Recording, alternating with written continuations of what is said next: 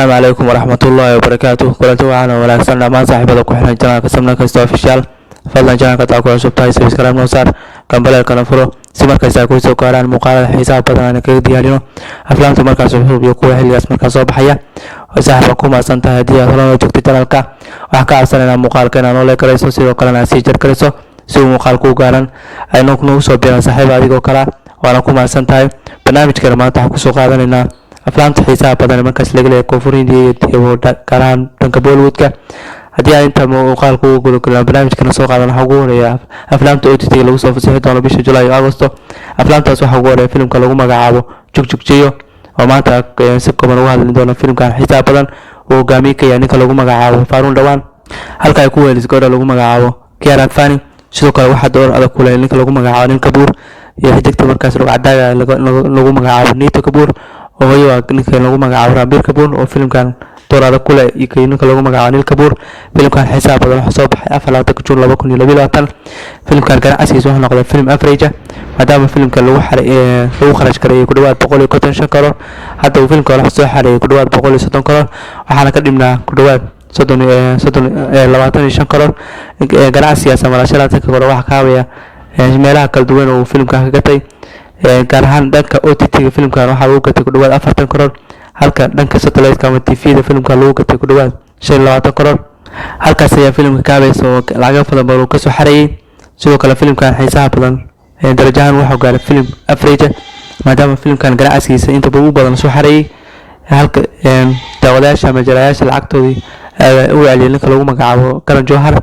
oo filimkan producer ka ah. sidoo kale ninka lagu magacaabo Farun Dhawan filimkan wuxuu ka ahaa faa'iido wadaag ama ganacsi marka filimkan la soo xareeyo ayuu la qaybsanay ninka lagu magacaabo Karan Johar halkaas uu filimkan ka qaatay ku dhawaad 25 karoor oo u dhiganta $3 milyan ayuu filimkan ku qaatay waana filimkiisa ugu badan lacag ugu badan ku sameeyay filimka lagu magacaabo Farun Dhawan. filimkiisa ugu dambeeyay waa Kulina Barwan sanadka 2022. sidoo kale filimkan xiisaha badan filimkaas OTT ayaa loo saaray filimkan teatrada loo saaray wuxuu noqday film average halka gabadha lagu magacaabo Kiara Advani waa filimka ugu dambeeyay Bulbulaya 2 kaas uu noqday old double blockbuster halka filimkeeda Jugjugjiyo uu noqday ninka lagu magacaabo average ama samihid ayuu filimkan noqday balse ma soo gaarin darajadii laga rabay. asxaabta filimkan xiisaha badan waxaa lagu dhawaaqay in marka OTT lagu soo fasaxi doono haddii markaas filimkan OTT lagu soo fasaxiyo si waxa ku heli doona si markaas habsamiya ama shirkadaha kala duwan markaas filimada soo tarjumay sida Astaan iyo Family ay markaas soo tarjumaan filimkan qorshe wuxuu yahay 22 July ama Jimcada foodan lagu soo saaro filimkan OTT lagu soo fasaxi doona. waxaa laga daawan doonaa barta loo yaqaan Amazon Prime ayaa filimkan iibsatay waxaana ku iibsatay ku dhawaad 40 karoor waana lacag aad u badan ku dhawaad $5 milyan ayaa filimkan ku iibsatay. sidoo kale filimka teatrada waxa uu ka noqday average filimkan waa isku shirkadaha kala duwan ama OTT markaas hadii soo galiyaan filimkan waxa laga yaabaa lacag fara badan inay markaas ka helaan shirkada loo yaqaan Amazon Prime. asxaabta filimkan xilligaas ama Jimcada foodan lagu soo saaro maalin ka bacda filimkan OTT lagu soo fasaxi doonaa haddii markaas soo tarjuma asxaabta inuu soo dhigi doona groupka. sidoo kale filimka kale aan soo qaadanayna waxa lagu magacaabo On the Battle Within filimkan qorshuhu waxa yahay in markaas OTT lagu soo fasaxo 29 July ama Jimcada dambe ayaa filimkan qorshuhu markaas in OTT lagu soo fasaxo. filimkan waxa door muhiim ku leh ninka lagu magacaabo Prakash Raj oo filimkan door muhiim ku leh oo markaas garab siin doona ninka lagu magacaabo Aditya Roy Kapoor. filimkan hogaamiyaha ka ninka lagu magacaabo Aditya Roy Kapoor filimkan waxa soo baxay 1 July markaas soo dhaafnay. asxaabta filimkan wuxuu noqday markii teatrada loo saaray uu burburay maadaama maalintii koowaad filimkan soo xareeyay lacag gaaraysa 100 karoor u dhiganta 100 kun $120 markaas kala atiyay markaas suuqyada caalamka marka lagu jaangooyay filimkan waxa soo xareeyay ku dhawaad intaas 1 karoor ganacsigiisa kuma filan dhanka teatrada. haddii aan barnaamijkeena ku sii socono dhanka OTT-ga waxaan ku soo qaadanaynaa filimka lagu magacaabo Khuda Hafiz Chapter 2 hogaamiye ka yahay ninka lagu magacaabo Fiti Jumuwal oo ku caan baxay dhanka action-ka. filimkan xiisaha badan waxa soo baxay 8 July 2022 balse filimkan teatrada waa ku fashilmay maadaama filimkan qaybtiisa hore dadka uga barteen dhanka OTT-ga balse hadda filimkan waxa loo waayay dhanka iyo teatrada balse waa ku fashilmay. filimkan oo firaaqo badan haysa maadaama 8 July wax film soo bixin. sidoo kale asbuucii labada film ku xigay burbureen Hate the First Case iyo filimkii gabadha hogaamiye ka tahay Taapsee Pannu balse filimkan kama soo faa'iideysan maadaama uu haystay 3 asbuuc oo ku sii kadmi karo maadaama 22 July soo baxay filimka caanka ee Shamshara oo hogaamiye ka yahay Ranbir Kapoor oo kula wajigay lagu magacaabo Fani Kapoor. balse filimkan tiyaatarada way ku fashilmeen maadaama dhankaasi tiyaatarada ay soo aadeen shacbiyad ballaaran maadaama dhankaasi Hindiya maadaama ay ka jireen duufaano xooggan ama roobab markaas miigaan ee filimka lagu soo turgelin. sidoo kale filimkan xisaab badan wuxuu soo xareeyay ganacsiga ku dhawaad 15 karoor balse filimka kuma filan maadaama filimka lagu iibsaday ku dhawaad 20 karoor balse filimkan hadda OTT lagu soo fasaxay doonaa 8 Agosto maadaama dhanka OTT ama tiyaatarada Malawiga ku July ay ka dambeeyay filmo weyn soo bixi doonaan. filimkan xitaa badan 8 Agosto ay fadlan u saasay OTT lagu soo fasaxay doonaa. sidoo kale 8 July waxa lagu soo fasaxay doonaa filimada Hit First Case. sidoo kale waxa laga yaabaa filimadaas in laga soo hormariyo maadaama OTT ku fashilmeen aneeraha tiyaatarada ku fashilmeen maadaama maalintooda koowaad ay ku fashilmeen filimada ay ka mid yihiin Hit First Case iyo filimka hogaamiye ka tahay Mutu ee lagu magacaabo filimka Mutu oo filimka lagu magacaabo Mutu ee gabadha hogaamiye ka tahay Taabsi Banu ay maalintooda koowaad filimada ku fashilmeen. waxaa laga yaabaa laba asbuuc kadib 9 July in filimkaas OTT filimada OTT lagu soo fasaxay doono halka filimka Khudaha Xafiis uu ka fiicnaa ganacsan marka la fiiriyo labada filim maadaama filimka Khudaha Xafiis maalmihiisa ugu horeeyay ku dhawaad soo xareeyay 2 karoor iyo bar ilaa 3 karoor uu soo xareeyay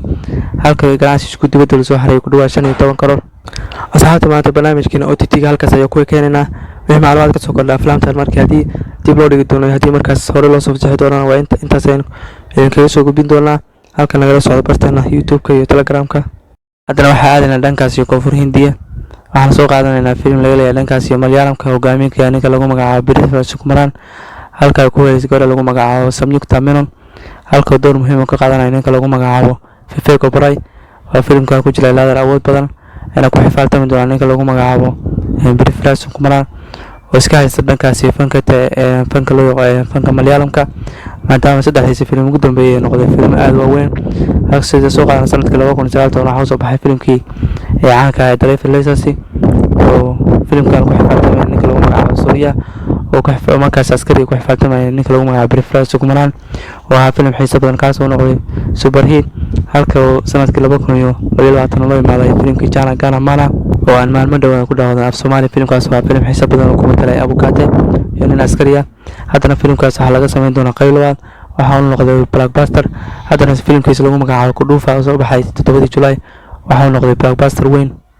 waxaa la filayaa darajadaas inuu ka dalaco soo xareeyo all time blockbuster ganacsiga guud ahaan wuxuu soo xareeyay ku dhawaad 50 karoor oo markaas u dhigantay ku dhawaad 4 milyan baro filimkaas soo xareeyay ganacsigiisa. sidoo kale actor-kan taageerayaashiisu inta badan wuxuu jecel yahay wuxuu doontaa fariimo xasaasi ah markaas soo jiidanaya bulshada gaar ahaan marka bulshada ku dhaqan markaas gaar ahaan magaaladiisa ama gobolkiisa. haddii aan soo qaadano filimkii Driver License uu ku matalayay actor caan oo markaas raadinaya license oo markaas dhibaato fadlan badan kala kumaya askariga markaas qabsan doonaan iyo markaas askariga dhibaatada u geysanaya ninka lagu magacaabo Prithviraj Sukumaran oo markaas isku soo istaagi doonaan maxkamadda markaas shacabkiisu markaas dhibaatooyin fara badan u geysanayaan ninka lagu magacaabo Suriya oo markaas filimkan booliisku matalayay balse markaas ku rabsiinay ninka lagu magacaabo Prithviraj Sukumaran oo markaas badbaadinaya taageerayaashiisa markaas ka badbaadinaya. filimkaas waa filim xiiso badan haddana waxaa dib u samayn doona Bollywood-ka waxaana qaadan doona ninka lagu magacaabo Akshay Kumar oo dhawaanahan filmadiisu ugu dambeeyay noqonaya flop haddana waxaa la filayaa filimkaas inuu ku soo laabanayo ninka lagu magacaabo Akshay Kumar oo dib u samayn doono. sidoo kale filimkaas waxa ku dhaweynaya ninka lagu magacaabo Ibrahim Hashmi. sidoo kale filimkan xisaaban Kudhufa 7 July soo baxay 2022 filimkan waxa uu noqday blockbuster darajada ugu sareysa ay ku gaaray ninka lagu magacaabo Prithviraj Sukumaran oo dhankaasi fanka Malayalam oo iska haystay 4 sano ugu dambeysay filmo kala duwan oo soo baxayeen. sidoo kale 2022 waxa soo baxay filimkii Barodadi oo isla wadeen Mohanlal.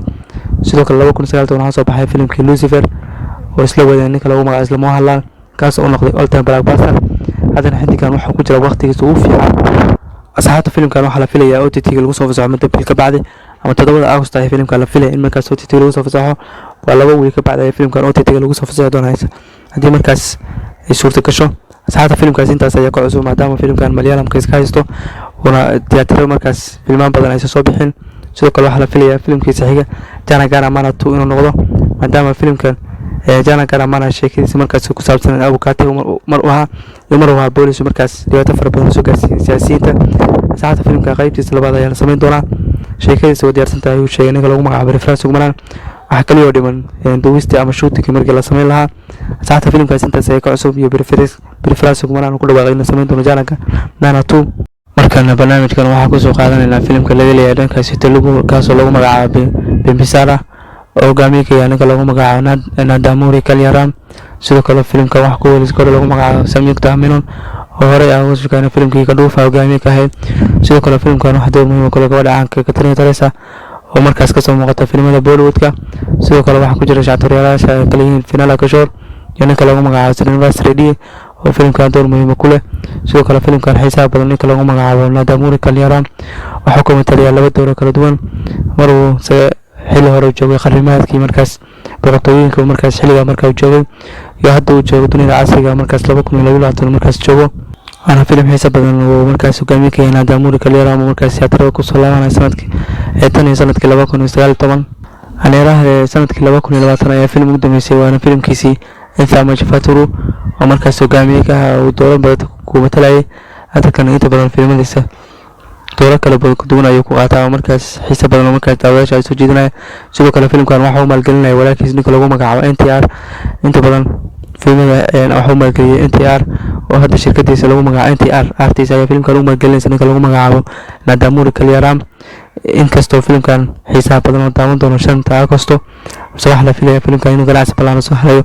maadaama filimka hadaladiisa aad u ballaaran tahay. sidoo kale xaysiin ballaadhan oo sameynaya ninka lagu magacaabo NTR oo filimkan garab istaagay walaalkiis ninka lagu magacaabo Nandamuri Kalyaram. sidoo kale waxa garab istaagay gabadha lagu magacaabo Katrina Teresa iyo gabadha lagu magacaabo Samyukta Menon oo markaa fanka laga dambeeyay dhankaasi Malayalamka ee xididta inta badan ka soo muuqata halkan ee sameynta filimkan Tollywoodka. hadda sidoo kale shacabka caanka Finala Kishore filimka door muhiim ah ka qaadan doona isagoo markaas ku matalaya askari oo markaas jooga xilliga dunida casriga oo markaas ka qabsan doona ninka lagu magacaabo Nandamuri Kalyaram oo door muhiim ah filimka ka qaadan doona. Finala Kishore inta badan waxa ka soo muuqda filimada Tollywoodka waana markaas shacabka markaas inta badan filimada hadda ugu dambeeyay markaas ka muuqanay filimkii soo dhameeyay waxa filimkii aan hore u soo Happy Birthday trailer markaas door hogaamin doona filimka ka qaatay. saacada filimkan waxa ka soo kordhan oo soo jeedin doona hadda hadii aan muuqaalka ka heshay leeyahay wala kuma sandeeyay daawashada muuqaalka. Assalaamu calaykum warahmatullahi wabarakatuh.